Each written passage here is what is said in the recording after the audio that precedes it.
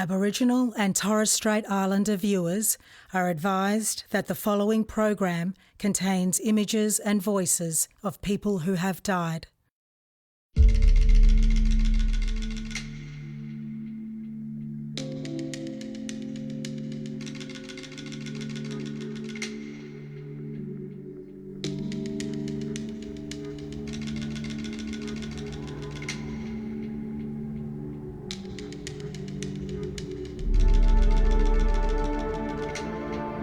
Yenda wanya bare ngunda marla.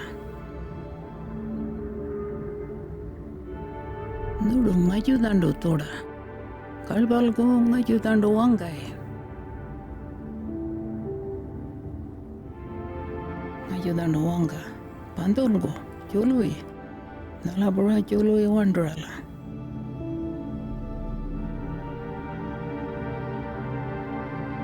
Nuru ngayudando wanga. Noro nyingo dando wanga.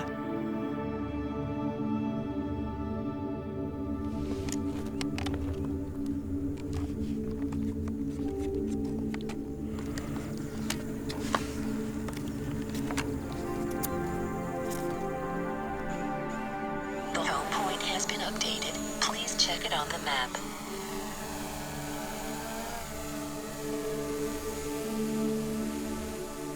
Our old people always say, the land don't belong to us, we belong to the land.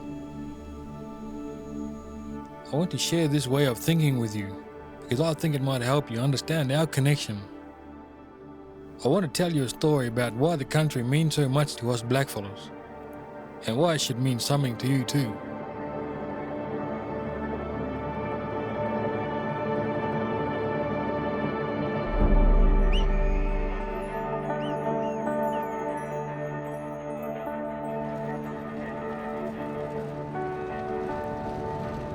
My name is Tyson Marin. I'm a Nullama man from Roban in the Pilbara of Western Australia. I live here in Roban town, Eremoguru. It's the primary school there. That's where my daughter Charlie goes to. She just walks around the corner from home every day. Right, can I get your thumbs now? You ride your bike or you walk? It's just been me and Charlie are at home for a while now. She helps me with my filmmaking sometimes, but she doesn't really like being on camera. Welcome everyone! Oh, I love it. It's getting to be one of my Charlie doesn't know it yet, but she's about to win an award. parts. And that is for Charlie of Norwin.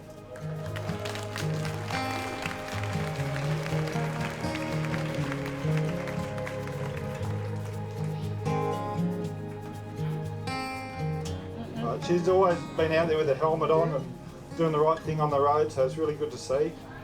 I'm really proud of my girl. Like any other Aboriginal girl, Charlie is born with a responsibility to look after country. It's part of our identity, and I'm making sure she is strong on that.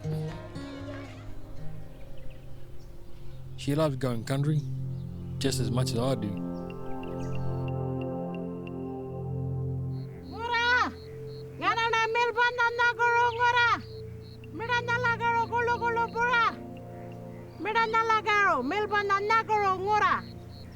That was just a greeting in Ngarma and in Jibandi.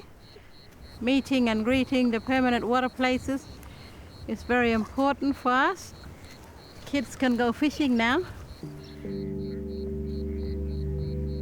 As Aboriginal people, we still believe and we feel and we know that the spirit of the land is still alive. She's still out there. The country is living and breathing still. Ngai pandulgu, ngai wanyabari, turanga.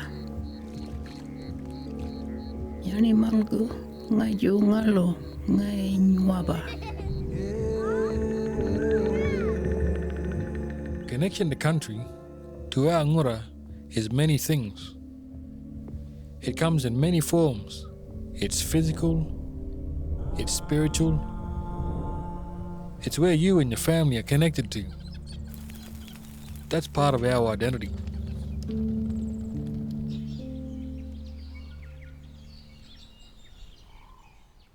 When I was young, my grandmother Maisie told me about some of the stories her dad told her. He was born in 1896 near Roban. He was a Ngulama man. One story my great-grandfather told was how all the margas, creation spirits, were out there on the Burrup. He told her that it was a sacred place and that she should avoid it at all times. But all them things, they're paintings, and What did he say? said nobody should go around there. A sacred part. Some petroglyphs are men-only sites. Some are women-only sites. So we can't show you those. But it's okay to visit the animal petroglyphs. Our elders teach us to be careful of each of them. Just because they are there in the open doesn't mean you can go and do as you please.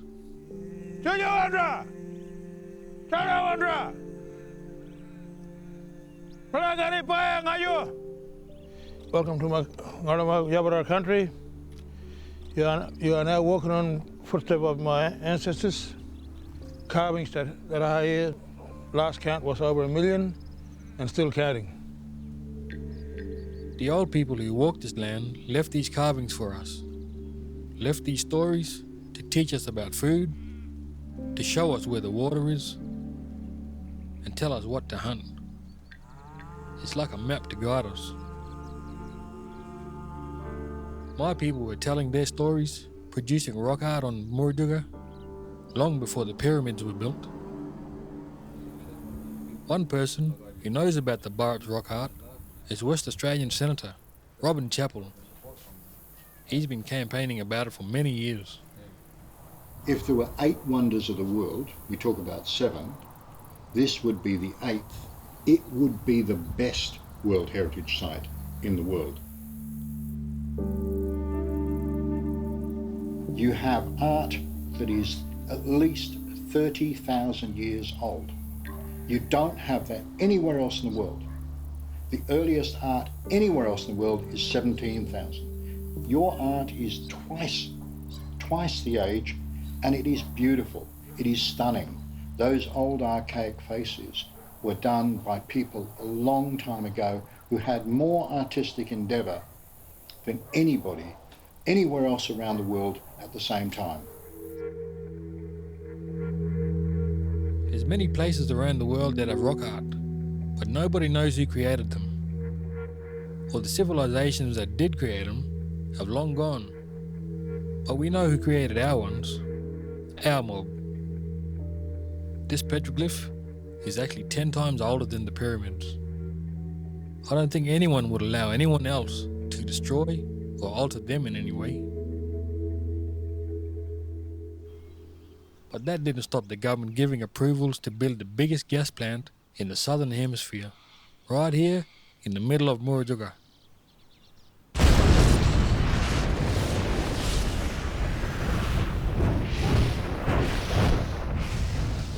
Woodside would not be interviewed for this program, but in a written statement confirmed that sites and engravings that could not be moved were recorded and then destroyed.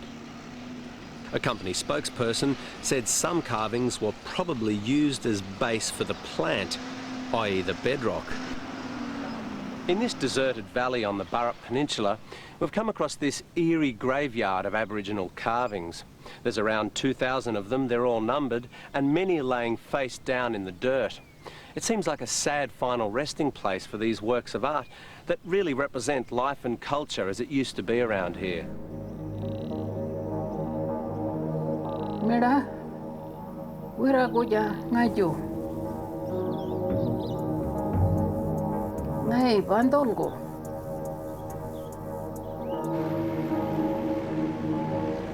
Ngai bayawanelgo.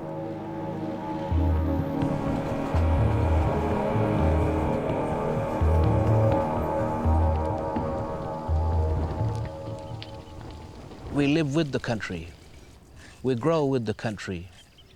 From a white man's perspective, all they want to see is to benefit from the country. Take, and take. Whereas we'll only take what we need, sort of, you know? You gotta learn to have a balance with the ngora, and in return, you know, country will look after you.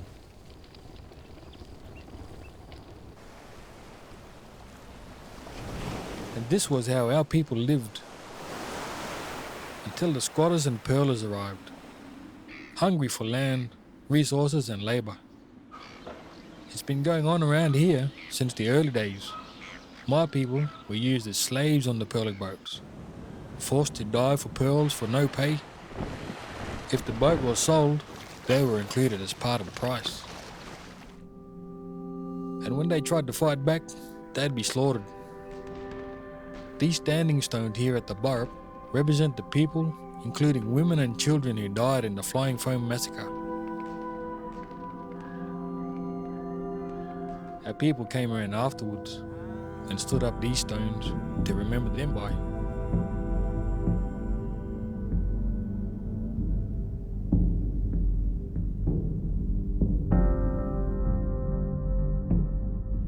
The government created policies to deny Aboriginal people's existence. The assimilation policy was designed to breed Aboriginal people out.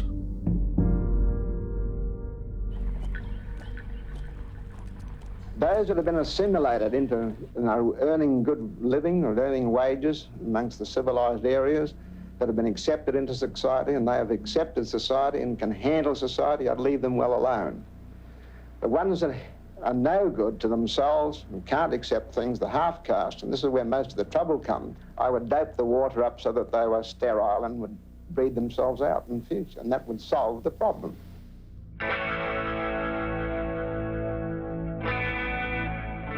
Hancock was the person who started the iron ore mining in the 1960s. It's no wonder the railway lines sometimes went through sacred sites. In the 1980s, they built these massive gas plants. We negotiated an agreement to build the plant away from our sacred sites, but the resource companies went ahead anyway. Now it's a fertilizer plant, with emissions so acidic they can corrode the rocks. Do they really want to destroy what's been here for over 40,000 years?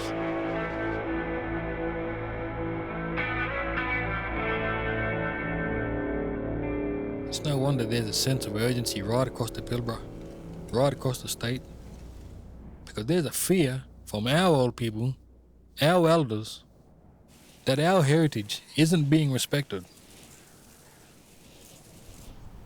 In 2014, the government began trying to make amendments to the Aboriginal Heritage Act so they could fast-track approvals for mining and resource companies to destroy sites.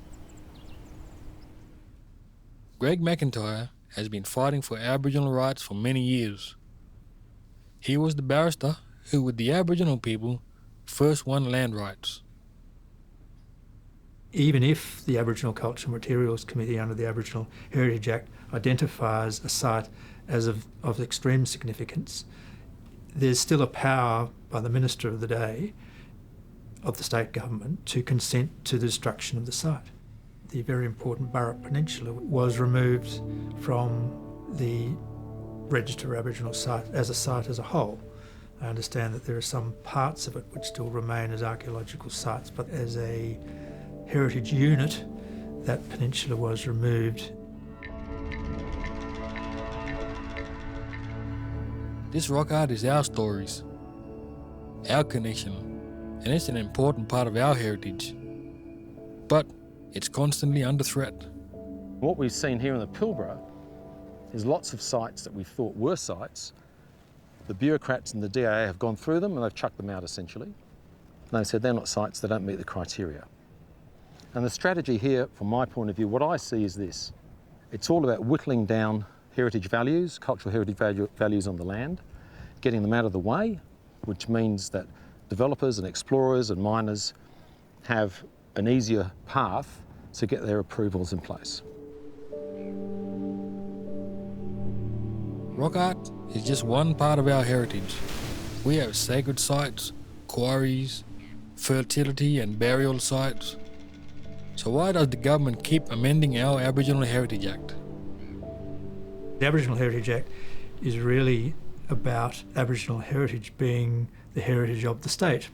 And in fact, all objects are said to belong to the state if they're identified as Aboriginal objects under the legislation. And decisions are said to be made in the interests of the Western Australian community rather than in the interests of Aboriginal people. Aboriginal people have been denied in nearly every aspect of our lives, starting 229 years ago. The British government denied that there were people here, that there was a culture here. Now, the way the native title system is designed, it makes us feel that we're being denied again. Because we have to prove that we have got a connection to country. What more proof do you need? We haven't come from anywhere else. Aboriginal people have been here from the beginning.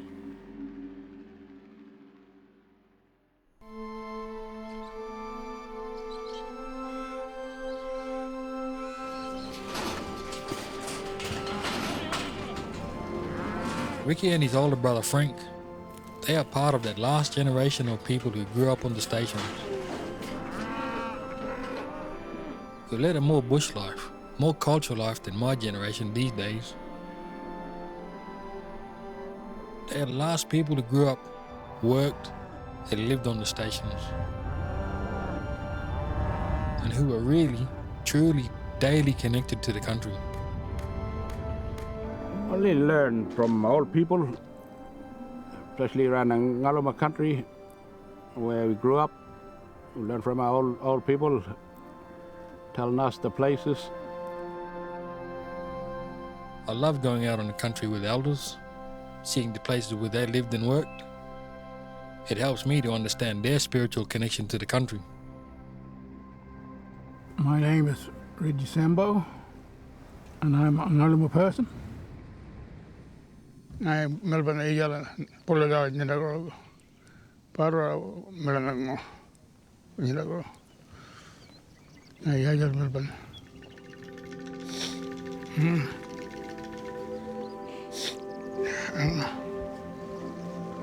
I just want to explain a bit. This old place here, I've been as a kid. I grew up in this place here with my mom and dad and my older brother. We live here, all of us, in this place here we call Bujuna Out Camp. We was quite happy at the time. And this house here, me and my brother, older brother put it up. We didn't get help from the station boss. I think he didn't care about us anyway. So we managed. So I guess I'll look inside. Cattle having a good use of it now.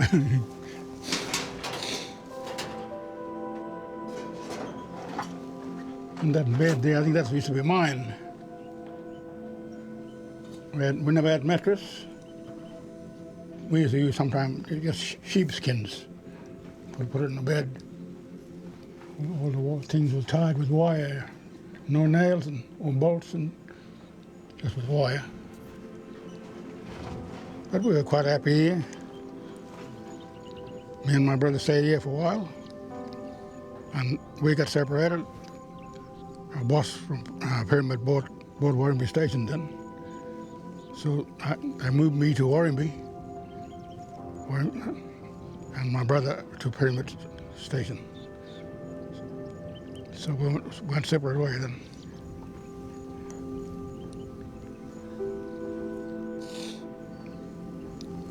But good to see the old place again anyway.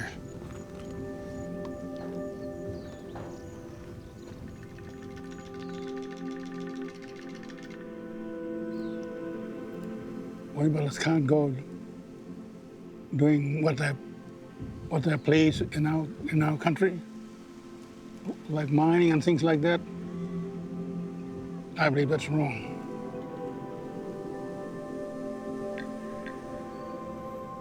Ngai nagogo nyingo. Ngai bandulgo nyingo. Ngai parnigo nyindala.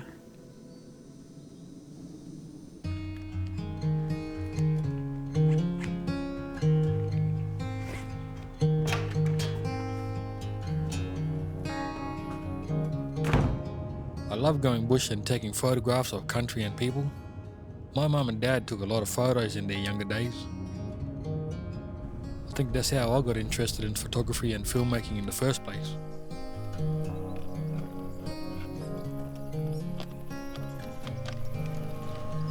Remember when you took one here before, when you were a little kid?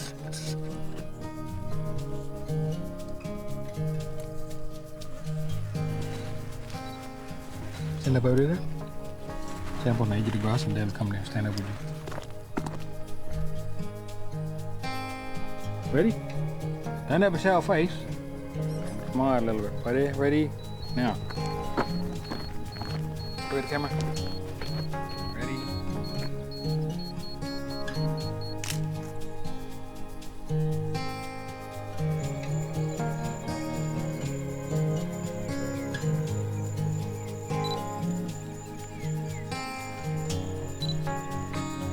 Beautiful country.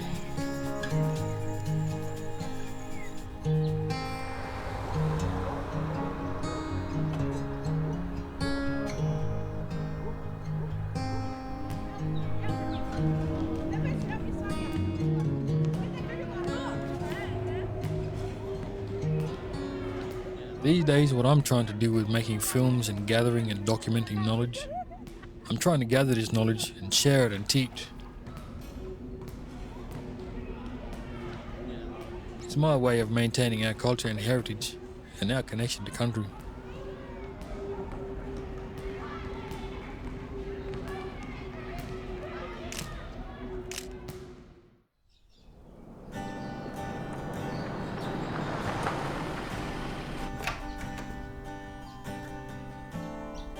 I'm always trying to bring our ancient culture and heritage together with modern technology to not only preserve it, but use it today too. I'm working with my mate Stu on a virtual reality project. Them patterns there actually inspired by some of the local paintings as well. It looks like Nina Eloise stuff. Yeah, I think that one is. Her yeah. aerial. Yeah, the same week that I was painting this waterhole, she was actually painting a waterhole at the Roman Art Centre. So I was like, oh, you know, we must have our brains in sync. Thinking about the same country. Yeah. When I'm painting the country, it gives me peace, and I tell my story by painting like this to the children, and they ask me, what you painting, Nana? I'm painting about the country. I'm painting about the ocean, you know. When we go to the ocean, we go fishing, we look for crabs, we look for food. And in the country, we go and do the same, you know, the bush medicines and plants, and yeah.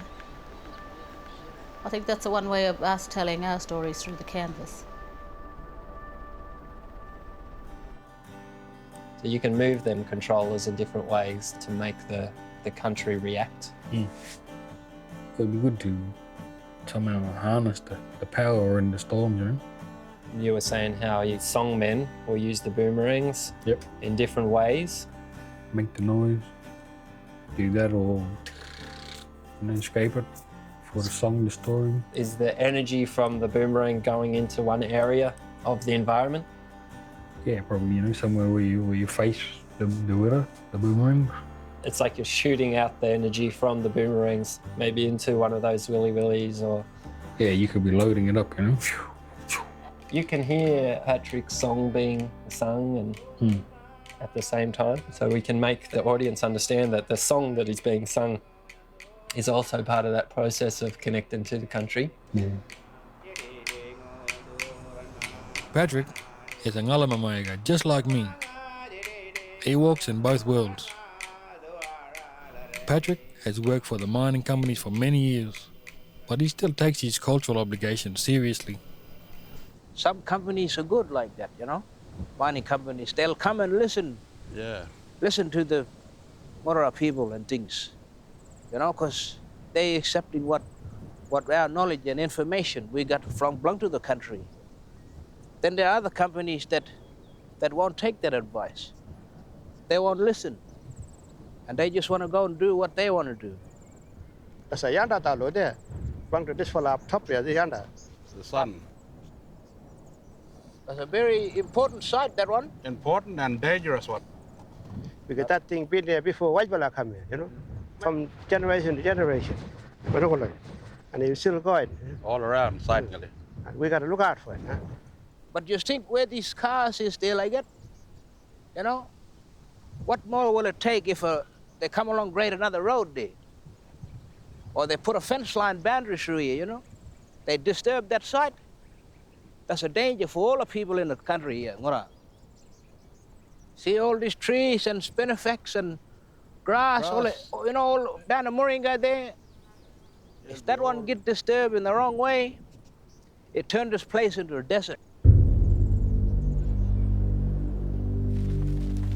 Back in the early station days, they used to talk about, all people working out in the stations and, living on their rations and things. It was good time for them, because they felt connected still to the Ngora. But there was times, some of these white pastoralists and station owners, they might get on the drink. They start going getting stupid with the women in the camps and things. So, well, all people used to think, right, you fellas think you're smart, eh? Can boss us around in this Ngora. They look at all that cattle or sheep money they used to have there. We got a site to fix you fellas up. They'll go to that site and they'll work that site. This yonder here, son, he'll make it that hot. They kill all their sheep, kill all the animals, what's in that station. All the water start drying up everywhere.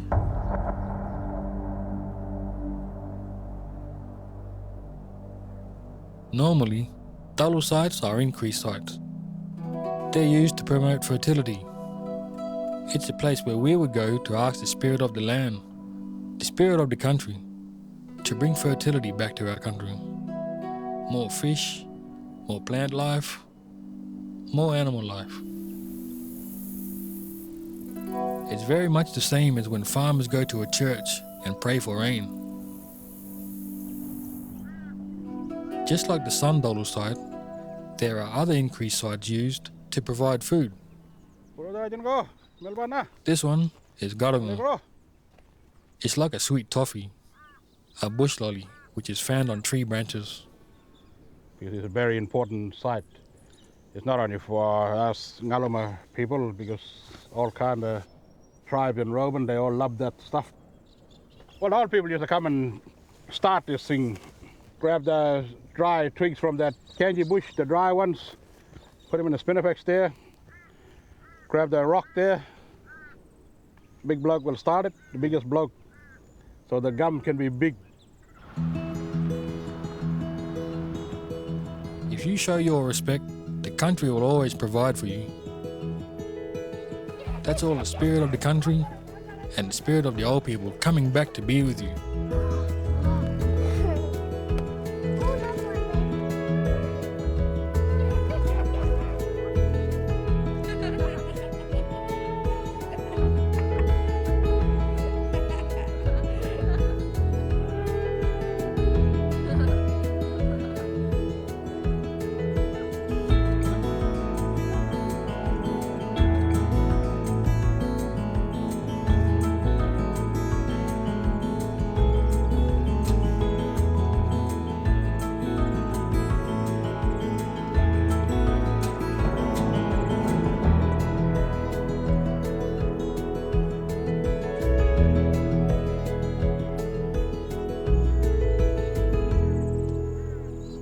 Somehow, just being out here on country makes you feel better. Feels like it heals you.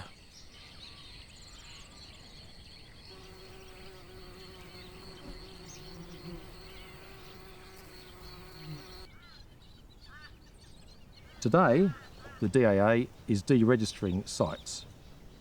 What it means for Aboriginal people throughout Western Australia is this. One day, you could wake up and that law ground, or that yinta, or that special place is registered and protected. You could go to bed that night, wake up the next morning, and it's not. And you wouldn't know it's not, because no one would have told you. Robin has been helping us keep track of what's been happening with our sites. We asked a question in Parliament. Had any other sites been removed by stealth?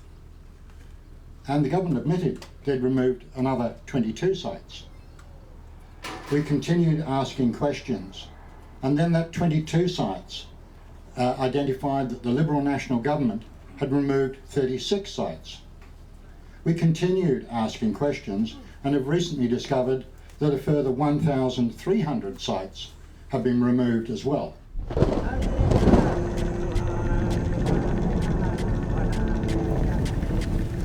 Nyinda Melbama. Nyinda Wagai. Machu Piringobura. Morara.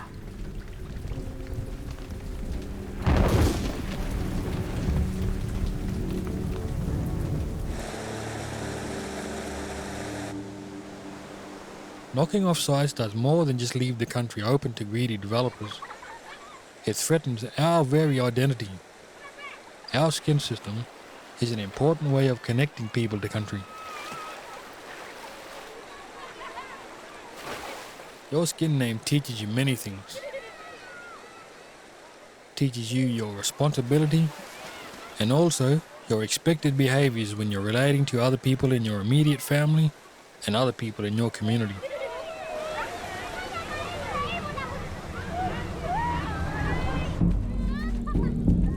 So when people are forcibly removed, it's not only physical separation, it's the severance of a bond that determines who we are as individuals, as family, as community, and a bond with the world and everything in it, including plants and animals.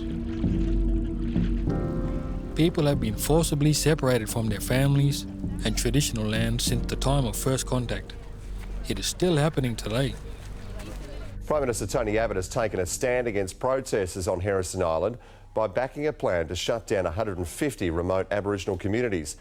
It's not the job of the taxpayer to subsidise lifestyle choices. They're living in these communities not because they're like a retired teacher and got a life, sea change process. They're there because it's the essence of their life.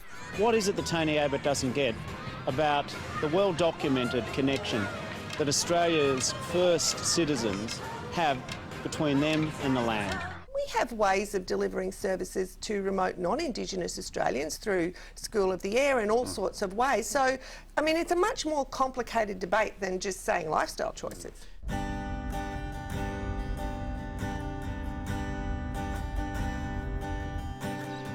People like Patrick, his uncles Ricky and Frank, are justifiably afraid that their heritage will be destroyed. So now, they're on a mission to try and protect it, not only for themselves, but for everybody. Me and my brother's ambition is to try start our organization, do it ourselves, protect it with young people, show them that it's there for the future, so it can be protected forever.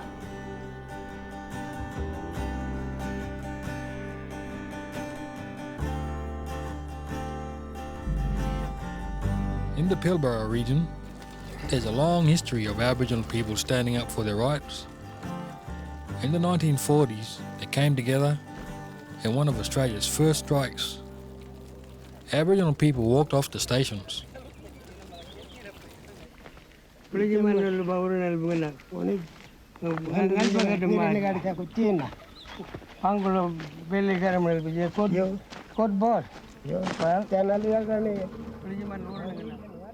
They will walk off on the same day, 1946 strike. Those same families from the 1940 strikes, they helped start the Eel River Bush meetings in the 70s and 80s. Now more recently, their children have come and revived the Eel River Bush meetings, bringing everybody together again to stand up for our rights.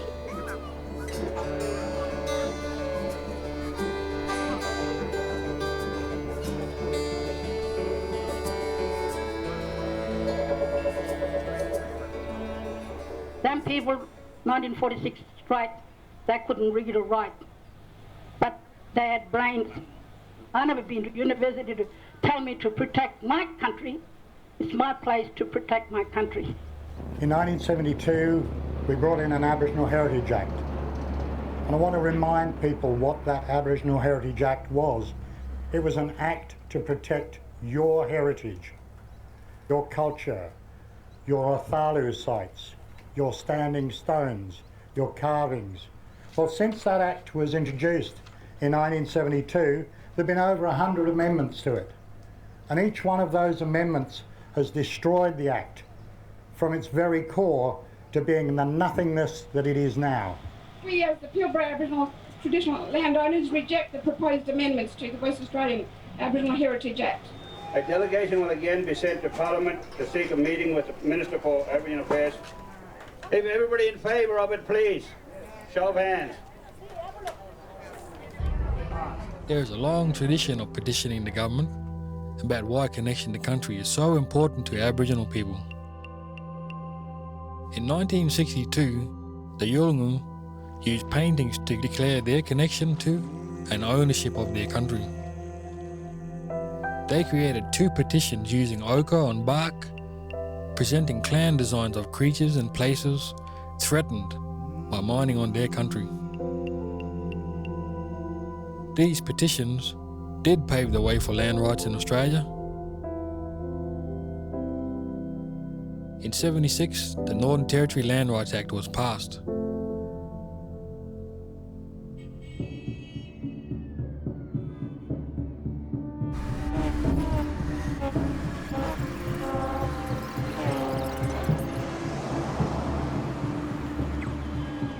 Maru wanganari. Nula warba nguranguro. Ngai kuma nyendala. Ngai wanyabari. Wangai gangara. Ngai mingaburo.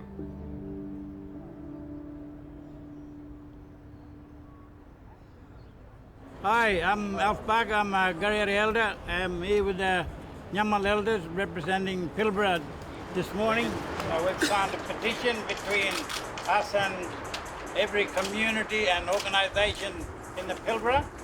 It's been signed and we're going to present it today here at Government House and hope that the government will look at it favourably and, you know, realise that their decision is not always the best decision for our people. Heritage belong to European are protected, and our heritage is not being protected. That's our challenge with the government.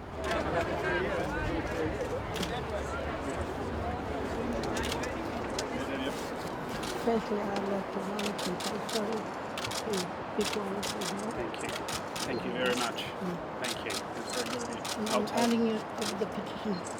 And I'll table it to the Parliament as soon as I can. Thank you. Do all we can to help. Thank you.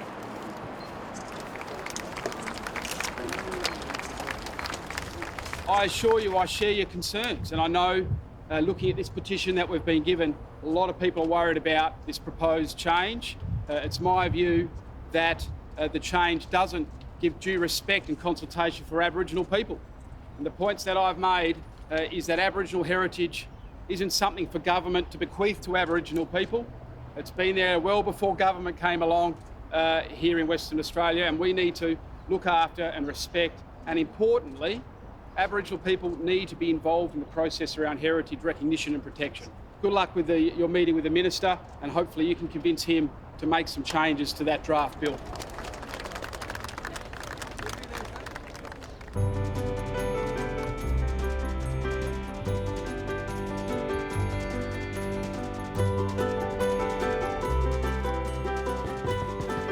Go in. Oh. Hey, where you going? Hey, why? Where? Why? Come over here with you. But how long, Ali? Yeah, I got that site where you have a look at them sites. Yeah, we'll have a look here. Here down here somewhere. Voila. Pyramid Hill. Plane came with all. You know that one? Yeah, he finished. We're done, isn't he? But he still either registered site. Well, he registered, but he's not there anymore. It'd been dug up, I think, Shire. Made a pit there. About a year. Registered ceremonial man-made structure. No gender restrictions. It's file restricted, yes. Location restricted, yes. So it's got it there, but they don't give the exact location. They're just saying it's in that area. So it's a registered site that has been already done. Half damage and a quarter damage, you know. There's a couple of sites that nearly got graded, road going alongside of them, you know. That's why you gotta act quick to see the parcels of Wagai. This is one of our sites that we've been a bit worried about because it's so close to the road there, and I think half of it already been graded out. That's why we want to work with you guys, parcellers. We'd like you guys to be aware of our sites, and we're hoping in the future when you grade it, it might just be a little bit of gap between this area and where you finish off, you know? Oh, definitely. We wouldn't stop you guys from making what you guys want to develop, fences and roads, but we just want you guys to be aware of our sites on country. Yeah, work together to protect. Yeah, work our together, heritage. you know? Yeah. This site belongs to that son there. Our people used to tell us, do not play with it and destroy it, otherwise something bad will happen. Our people tell us it'll dry out the country, it'll make it like a desert. That's why I would like to work with you guys and just to prevent damaging happening to our sites on land. Yep. Yeah, and it's not hard to shift the road 10 metres that way to protect this. Not hard at all. But without this, you guys coming out here, I would have never known. So it's really good that you guys are coming out here to show me what needs taken care of. We believe, a lot of these things, is something non-Indigenous Australia should be proud of too, Aboriginal people are born with the responsibility to look after it. And we have to. Just like all the generations before. Yeah, well, I want to know where these are before I have to grade a road now.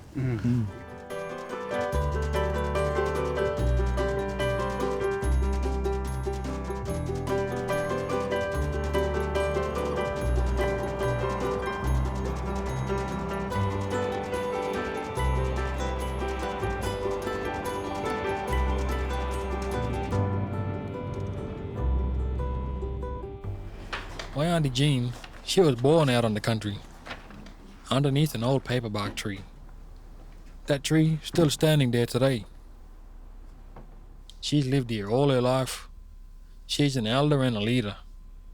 She understands what connection to country is all about. Yeah, like keeping it, look after the water. Like them desert mob, they say, ngabaji. Like I give you something, you give me something. Yeah, that's that Gringal. Oh, Gringal. Gringal. Oh, yeah. If you look after the water will look after you. Oh, yeah. We just record them. This here. Yeah, them one that you wrote. Not too much fast and flat out. Yeah. Really slow and relaxed. Like Nana Maisie, when she tell a story, you have to lean in because she builds the suspense in the story. But she don't know she's doing it, but she's doing it. Because she get really quiet. She talking, we was going down the river, and we was coming to the gate, Right, you recording? You can stay too. I will look after you if you look after me. Nyinda walgu, pani nola, ngai jabur mar nyengo. Nyinda Gringal, maju jabur mar. Sometimes the old fellows sit down and they wonder to themselves, when we're gone, who's going to know the name of that river, know the name of that hill?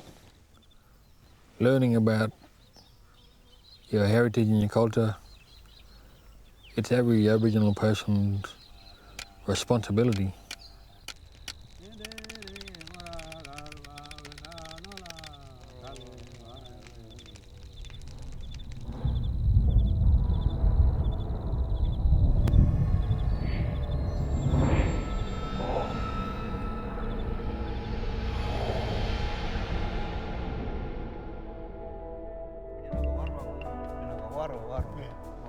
When it get a little bit darker and black, and the dew come, that's when all the honey will be sitting in there. Oh, right, eh? Very strong, sweet. I personally don't want to be one of those people who forget all of that. I don't want to be one of those people who don't pass it on to the next generation. Going out on country and visiting country, maintaining your personal connection with the country is important, because without that knowledge, you lose part of your identity.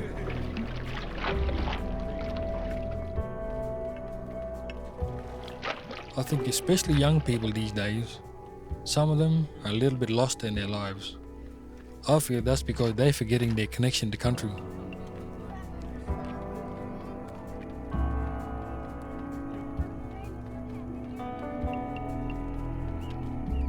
Living in town and being silly buggers and doing all that stuff, that's not who they really are. That's not who their parents are and their grandparents are. They are people from the bush. That's what our generation, my generation and younger, have missed out on.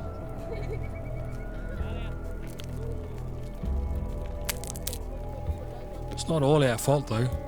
Government is stealing our identity when they destroy our sites. I love showing Charlia our connection to the country. She needs to know that there's a bigger picture, so I decided to show her how government looks after built heritage. Charlia,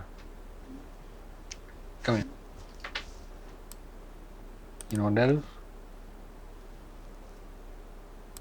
There's that old sewage go underneath. That's where they used to let the air out from the sewage vent.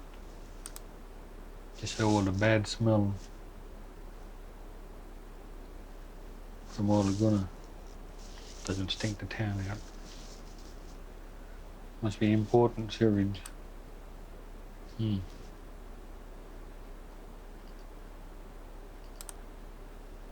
Still got more protection than some of our sites.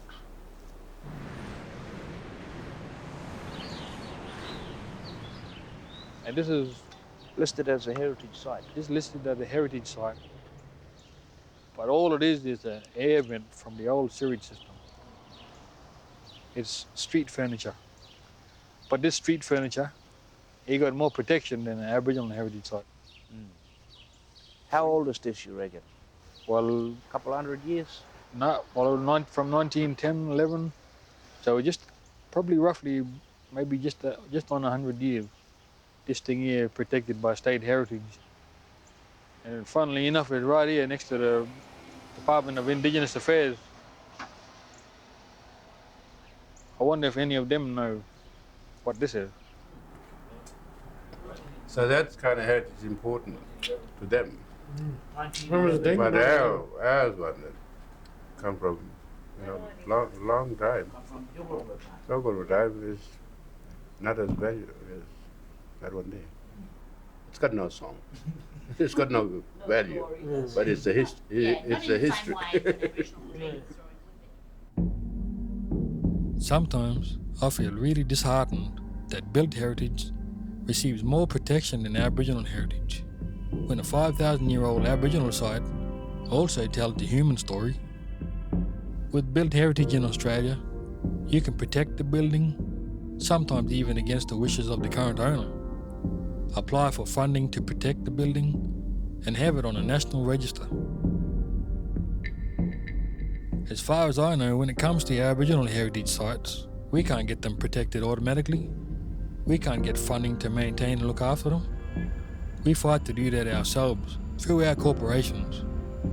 But still, the mining companies come, wanting their own way. In Australia, we should treat our Aboriginal heritage and our white heritage at least on the same level, at least on a par. But we don't. We always put forward our white heritage as being more important than our Aboriginal heritage.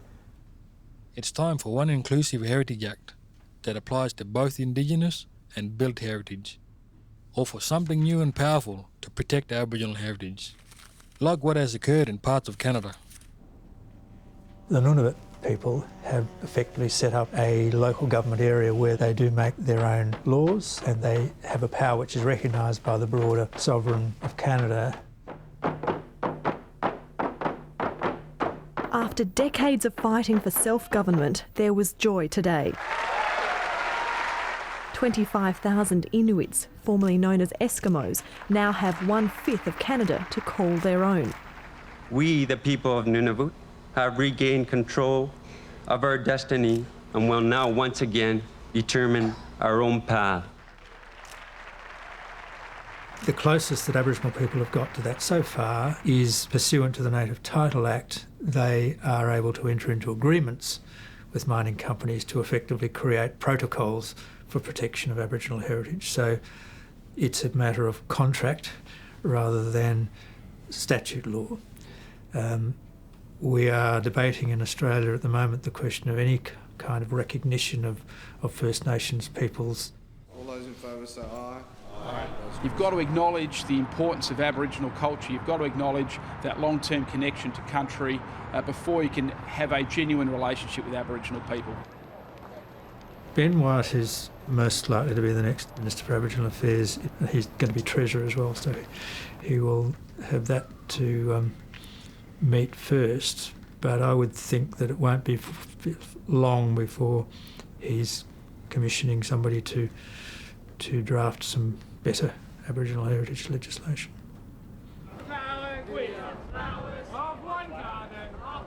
There are public expressions of support for Aboriginal heritage in the wider population.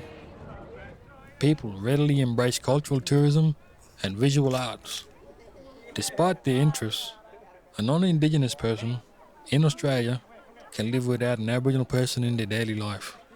They don't even need to say hello to an Aboriginal Australian. I think that's pretty sad.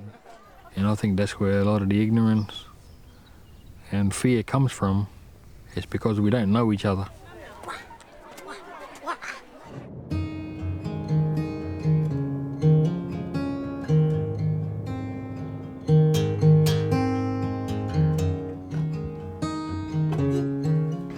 Come see what you're doing tomorrow. Nothing.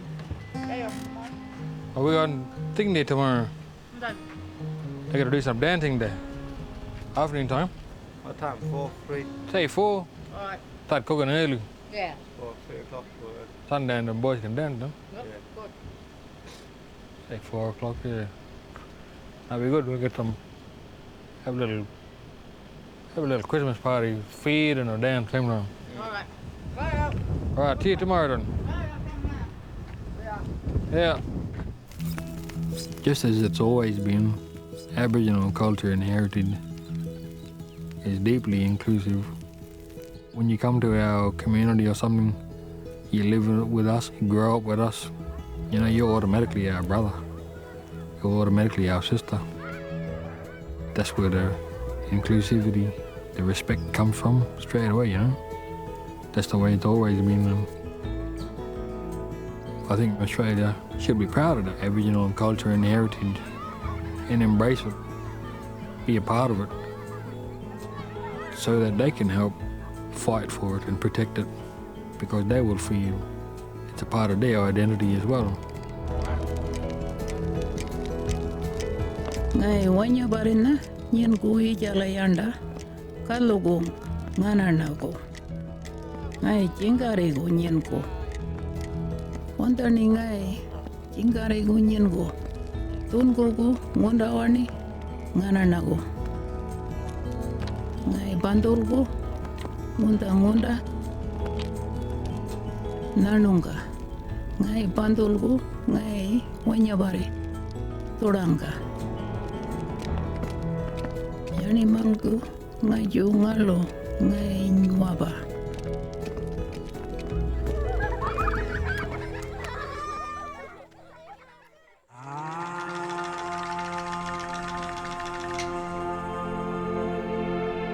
hope you understand now why I wanted to bring you here, to the Pilbara, in northwestern Australia, and listen to the land the way we do, and understand our connection to country.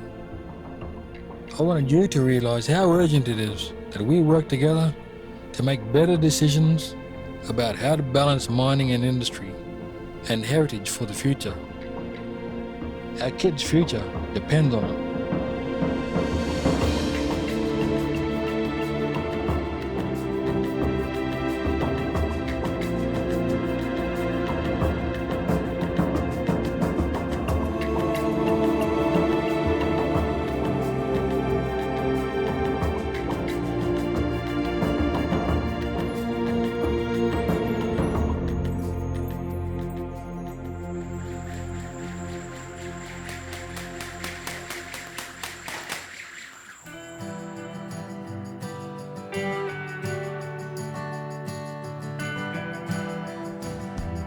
This is my land, Nanagura, from the Rusty Ranges to the big blue sea. This is my land, Nanagura, from Karajini, Nanganunga, Murajaga.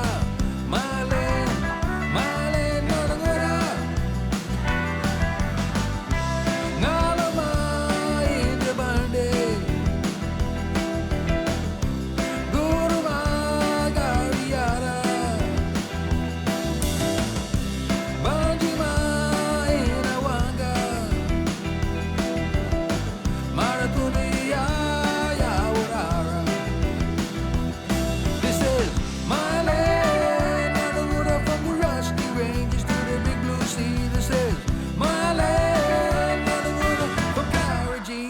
Nyunga mora joga.